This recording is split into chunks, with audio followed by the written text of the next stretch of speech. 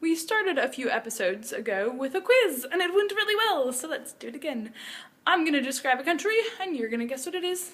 Here it goes. In the spring of 2011, this country saw thousands of people take to the streets to protest. They were speaking against the government's inattention to unemployment rates, to food prices, to gas prices. Political opponents who were helping to lead protests were shot at by armed security forces. Some were taken to prison. What's the country? I'm guessing that you just said Egypt or Tunisia. And you're not exactly wrong, but actually I was describing Kenya. Yeah, and at the same time, Uganda was also seeing protests over food.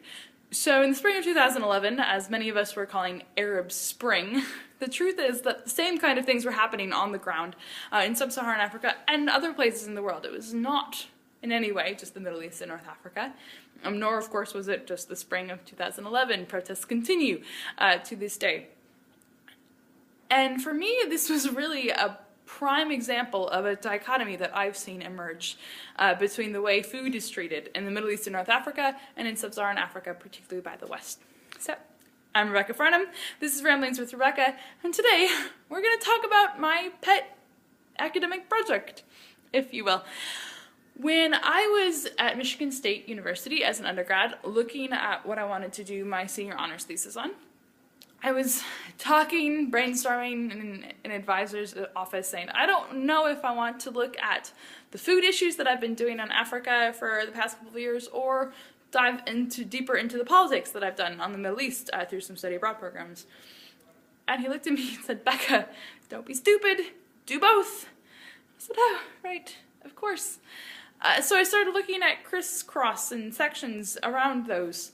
And I found actually some really disturbing things, which is that food in the Middle East and North Africa, which should be a huge topic and not possible to write on, was actually altogether too easy to get a grasp of the literature around. An advisor and I sent email after email to folks, and particularly academics, across the US, but also in Europe, and particularly around the Middle East and North Africa. And time again, we got the same kind of response. I think you're right, there's not actually much there. There's literature around water issues, and particularly around kind of agricultural technologies around water and efficiencies in growing food, particularly coming from Israel and Egypt. But there's actually not much on food and hunger in the region as a whole. And this seemed really impossible to me. Having been in sub-Saharan Africa, I had seen hunger as an issue, but I'd also seen the military and politics, and having been to the Middle East, I had seen the military and politics as issues, but I'd also seen a lot of hungry people. But the way that these issues are framed, a very crude reading of Western literature would indicate that in the Middle East and North Africa there's a lot of guns and politics, and in sub-Saharan Africa there's a lot of hungry people, and never the two shall meet kind of thing. And that was incredibly frustrating and incredibly wrong for a lot of reasons. Beyond the factual, fact that it's false, there's the kind of moral issues and stereotypes that this dichotomy is reinforcing. And I think it really builds a lot on Western images of the powerless, hungry, without agency African and the violent Arab, who's angry and militant. If you go to Google image search and type hunger Africa, you're going to see page upon page of starving women and children who look like they can't do anything for themselves. If you type in hunger Middle East, you will see images of riots and protests and signs.